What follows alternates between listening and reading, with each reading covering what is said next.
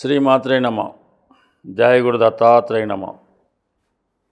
ఈ వీడియోలో మనం కన్యారాశి వారికి సెప్టెంబర్ 16 నుంచి 30 మధ్యలో జరగబోయే పక్ష ఫలితాలు పరిశీలించినప్పుడు కన్యారాశి వారికి ఈ వారం రాశి అందే బుధుడు ఉచ్చ స్థితిలో ప్రవేశించడం వల్ల ఈ రాశి వారికి వారి యొక్క సామర్థ్యం పెరుగుతుంది.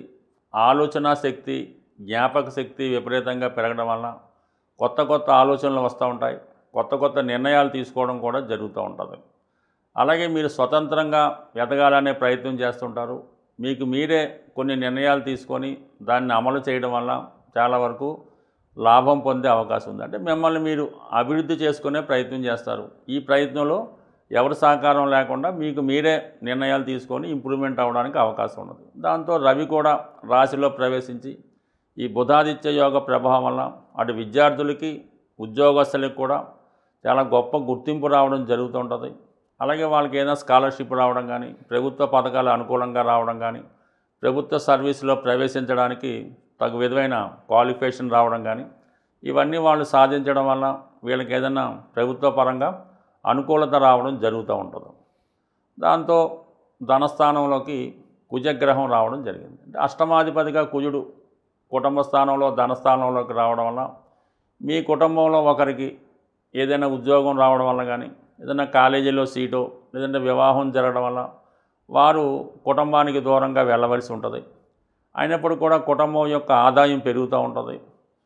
ఏదో విధంగా గతంలో మీరు దాచుకున్న ధనం కానీ, ఎవరికన్నా రుణం ఇచ్చిన ధనం కానీ తిరిగి రావడం కానీ, ఏదైనా ఒక ఇన్సూరెన్సో చిట్ ఫండో ఈ విధంగా కూడా ఆర్థిక పరంగా కూడా ధనలాభం కలుగుతూ ఉంటుంది. అయితే వచ్చిన ధనం విషయంలో కుటుంబ సభ్యుల మధ్య కొన్ని విభేదాలు, అభిప్రాయ భేదాలు రావడం జరుగుతుంటుంది.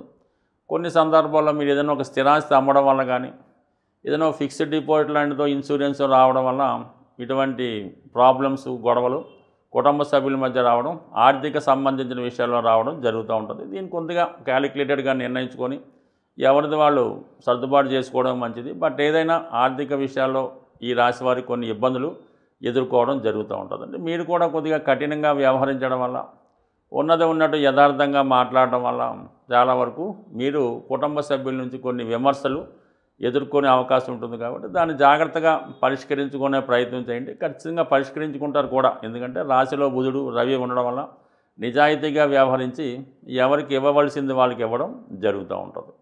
దానికి అదనంగా ధనాధిపతిగా ఉన్నటువంటి శుక్రుడు వెయిన్లో ఉన్నాడు. అంటే ఏదన్నా ఒక శుభకార్యం చేయవలసి రావడం కానీ, ఇంటిని ఏదైనా రిపేర్ చేయడం కానీ, ఏదైనా వాహనం కొనడం కానీ, ఇటువంటి కార్యక్రమాలు కూడా ఈ సమయంలో మీరు నెరవేర్చే అవకాశం ఉంది. బట్ ఏదైనా ఈ వారం అంతా కూడా మీకు ఈ కుటుంబంలో ధన విషయాలు, ఏదైనా వస్తువులు కొనడం, ఈ శుభకార్యాలు, దానికి సంబంధించినటువంటి ప్రయత్నాలు ఇవన్నీ కూడా చాలా వరకు జరుగుతూ ఉంటాయి.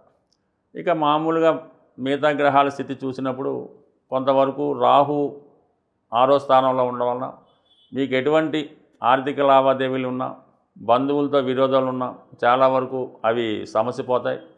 అలాగే చాలా కాలంగా మీకు దూరంగా ఉంటూ మీ కుటుంబ సమస్యలు అసలు పట్టించుకొని మీ యొక్క బంధువు కానీ, మీ యొక్క అది సంతానం అవ్వచ్చు, తల్లిదండ్రులు అవ్వచ్చు, పిల్లలు అవ్వచ్చు, వారు మళ్ళా మీ మీద కొంత శ్రద్ధ పెట్టి తగు విధమైన సహకారం మీకు పూర్తిగా అందించడానికి కూడా ఈ గ్రహస్థితి చెప్తూ ఉంది. అయితే ఉద్యోగ ప్రయత్నాల విషయంలో మీకు ఏవైనా వారసత్వంగా కానీ, ప్రభుత్వ పదవి కానీ, అంటే పెద్దవాళ్ళు ఏదన్నా ఏదో కారణాల వల్ల వాళ్ళ ఉద్యోగం మీకు రావాల్సి ఉన్నా, లేదంటే మీరు ఏదైనా ఒక రాజకీయంగా ఒక ఎండోమెంట్స్లోనో వారసత్వంగా కొన్ని పదవులు ఇస్తూ ఉంటారు.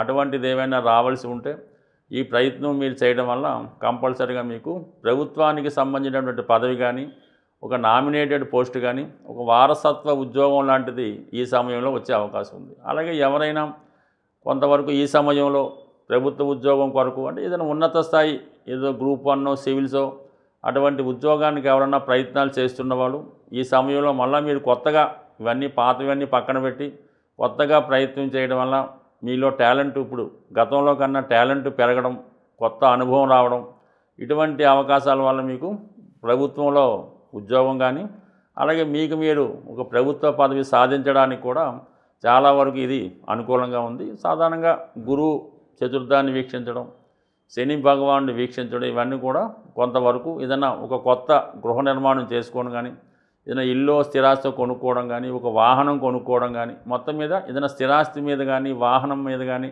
కొద్దిగా ఇన్వెస్ట్ చేయడం, తద్వారా దానికి సంబంధించినటువంటి కార్యక్రమాలు పూర్తి చేయడం జరుగుతుంటుంది. చాలామంది ఏదైనా ఈ సమయంలో కొంతమంది ఇల్లు మారడం కానీ, కొంతమంది ఉద్యోగం కొరకు వేరే రాష్ట్రం కానీ, వేరే దేశం కానీ మారడానికి. సో ఏదైనా ఈ సమయంలో మీరు చేసే ప్రయత్నాలు చాలా అనుకూలంగా ఉంటాయి. అవి చాలా వరకు మీకు కలిసి వచ్చే విధంగానే ఉంటాయి. ఇందులో ఏ ఇబ్బంది అయితే ఉండదు. ఇక్కడ రాశి యందు ఉన్నటువంటి బుధుడు, దశమంలో ఉన్నటువంటి గురువు, మీరు ఎక్కువగా ఈ మంచి కార్యక్రమాల్లో పాల్గొనడం, అలాగే ఇబ్బందుల్లో ఉన్న వాళ్ళని చాలా వరకు ప్రోత్సహించడం, చాలా వరకు ఈ కార్యక్రమాలన్నీ చేపట్టడం జరుగుతూ ఉంటుంది. ఏదైనా కొద్దిపాటి ఈ కుటుంబ కలహాలు, ఆర్థిక విషయాలు కొన్ని సందర్భాల్లో మీకు ఇబ్బంది కలిగించే అవకాశం ఉంటుంది. ఏదైనా జ్యోతిష శాస్త్ర ప్రకారం ముఖ్యమైనటువంటి ఉద్యోగం, పెళ్ళి, సంతానం ఇటువంటివి మనకి ఆలస్యం అవుతున్నప్పుడు కంపల్సరిగా దానికి సంబంధించినటువంటి గ్రహాలకి పరిహారం చేసుకోవాల్సి ఉంటుంది.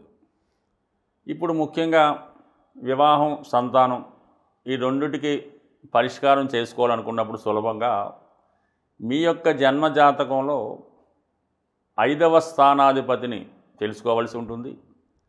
ఈ 5వ స్థానాధిపతి అంటేనే మన పూర్వపుణ్యాన్ని ఈ జన్మలో అనుభవించడానికి చేస్తూ ఉంటాడు అన్నమాట.